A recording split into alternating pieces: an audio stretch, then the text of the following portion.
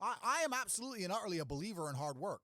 I'm a proponent of hard work. I have all this money and all I do is work. My entire life is work. This podcast is work. I'm getting in the car. I'm going to another meeting. Work. I'm going to fuck a bitch. That's work. People who are in charge of the world don't care about anyone but themselves. They don't care about you, whether you're gay or straight. They're not interested. What they're interested in doing is controlling the minds of people and affecting the way people operate in a way which is beneficial to them. Once you get to a certain level of incomes and wealth, everything becomes free. For every dollar you make, for every pound you took it from someone else. You don't make money, you take money. You're not the Federal Reserve. You can't create money from thin air. Every single pound in your bank is money you took from someone else. The best thing to do is to understand the rules of the game and find a way to win. So yes, the game is rigged. Yes, the rich are always going to get richer. Yes, the poor are always going to struggle. And that's the way the game is set up. So you still need to find the best move on the chessboard. There's no point sitting there saying, I want to play a different game, because that's never going to happen. Because the people with the money are the people who have the control and they have the power. And why would they have the game set up any other way? Why would they change it? The true basics of economics and the basics of economics state that even giving money to the poor, it ends up back in the hands of the rich. There's no way to stop the rich getting richer. What do those poor people spend that money on? You can't stop it. Doesn't matter if those people invested their money. Doesn't matter if they bought stocks. Doesn't matter if they bought crypto. Doesn't matter if they bought a house, whatever. The people who have the assets and have the companies and have the control are always going to end up getting control of the currency, and they're always going to be richer. You have to be positioned to take advantage of opportunities. Yeah. I just knew the teacher was lying. I knew school was bullshit. I knew college was bullshit. I knew university was a lie. I always knew it was a trick and a con. I didn't truly understand things to the level I understand them now. But I had an intrinsic understanding, and I think everybody does. Truthfully, if you want to learn a lesson about business, you're going to have to suffer at some point, right? So we always say that most people are not successful with their first companies, X, Y, Z, blah, blah, blah. I get that. The truth is there's a lot of people who make a lot of money with their first company, but they just spunk it, act an idiot, and it all blows up in their face. And that's how you get the discipline on your fourth company, that when you have $3 million in the bank, you just leave it there. You know, and don't be done with it. So you need to go through some pain. You need to experience some negative things. You need to have to a degree some trauma to really even learn any lessons. You need to get out there on the streets. You need to make mistakes. You need to suffer. You need to have the tax man knocking at your door. You got to deal with all that stuff so that you make sure it doesn't happen again. You buy a $10 million house in whatever country. You don't want to piss off the government of that country. There's a lot of people who talk about passive income, and we'll talk about passive income because I think that's the biggest scam on the planet. The idea of passive income in and of itself is a lie. Oh, I want passive income. Well, of course you do. Everyone wants passive income, but tell me how you're going to get it, because having tenants is not passive income. Ask anybody who has tenants. It's fucking headache. Right? If I need to go somewhere, rent. I don't own anything. I don't have any hassle. Nothing's in my name. No government can take anything from me. Have you ever seen James Bond look for parking?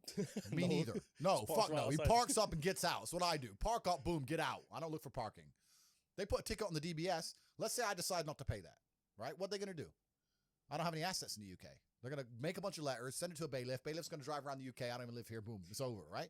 If I had a 20 million pound house, eventually it's going to go, the 60 pound becomes 120, 120 becomes 240. Yeah, bailiff comes, $2,000, $3,000, boom, boom, boom. Gets to the point where they're going to take my 20 million pound house off me. Maybe it takes 3 years, but they will, over a parking ticket. You're always, as an individual, you always have to make a trade-off. And the trade-off is usually between laws and the strength of the government and the judicial system and your safety, right? This is the usual trade-off. Money does make life fun, but when you have limitations, you're better at living in the moment and you're better at appreciating things. Without those original days to compare it to, without that juxtaposition, then I don't think being rich would be fun at all. I think it's only fun because you can compare it to the days when you weren't rich. You have to try a bunch of things and learn a bunch of lessons until you finally find something that works. Something doesn't add up. We're still thinking in terms of like make money, spend money, money in the bank. It doesn't. There's people who are living for free and they just point at things and they get everything they want. The entire world, the most valuable thing on the planet today is human capital. Even the people at the very, very top echelons of life, all they care about is controlling people. The people who are in charge of governments and stuff, all they care about is controlling people, making sure you do what they want you to do. I don't want to get too political and talk about Epstein's Island and all that crap, but once you get to a certain level of money, all they want is people. People are the most important thing. You can't have a business without people. You can't have a government without people. You don't have anything without people. So I don't see why you wouldn't have the people you're born with, who share blood with, and just do a handshake as men and say, okay, let's not fuck each other over and let's get rich. Because now you're doubling your manpower. Right? You're doubling up, and you need to have a team. And if you have a team, you stand a better chance. It's player versus player out here, man. It's on the street. It's not easy. For every dollar you make, for every pound you took it from someone else. You don't make money, you take money. People don't understand the way that money works. You're not the Federal Reserve. You can't create money from thin air. Every single pound in your bank is money you took from someone else. And when I say take, I don't mean it in a negative way. You might have convinced them to give it to you. You might have a coffee shop. I'll give you a nice coffee. You'll give me some money. Cool. But you still took his money. If you're out here trying to take stuff from other people, don't you want to have a team? You want to do it by yourself? You want to be Rambo? The whole idea of this lone soldier, this Rambo, I'll do it all by myself, that's all dead, bro. You need to have a team. It's player versus player. And for the same reason, if you were out here on the street and you want to defend yourself, you want your boys around you. It's the same thing with trying to get rich. The problem is trying to find guys on your level. That's the hard part. Any business I'm going to launch from now on out, I need to find a way to get attention. Not in a negative way, not in an attention-seeking way, but that's what advertising is. How do I get attention in the world today, which is difficult? And then once I get that attention, how do I monetize it? A lot of these wealth gurus and crap online, they don't teach shit that really, really works.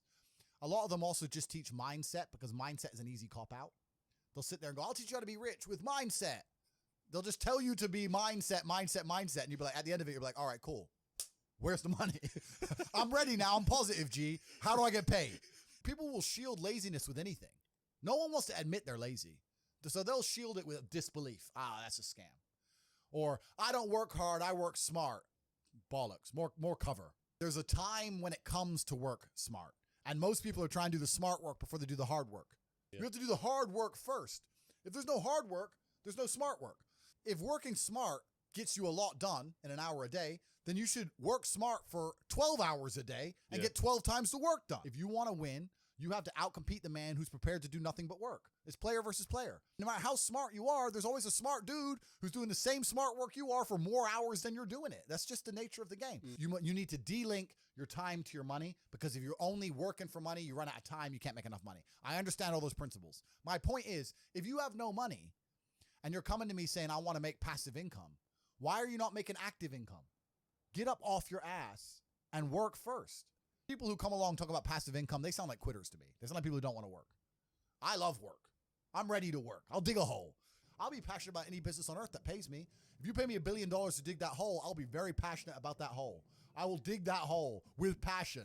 You have to sit there and go, what is going to pay me? If I look at a big, strong, beautiful tree, I think he must have fucked up every other little sapling around him. He took all the water, took all the nutrients. He destroyed them all. There was once 20 trees, and all 19 are dead.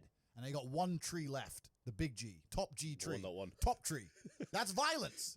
Violence got him there, right? He destroyed his enemy. That's how he got to the top. You see a beautiful tree, I see violence. You can take money in a positive way.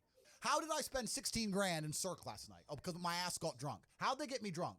Well, because the guy, when I first bought the first bottle of champagne, was there on the table, pouring, putting it in my hand, got me drunk, then I spent 16 grand on bottles. That's how they got my money. So if I open a club, I need to make sure when people first come in, they get fucking hammered.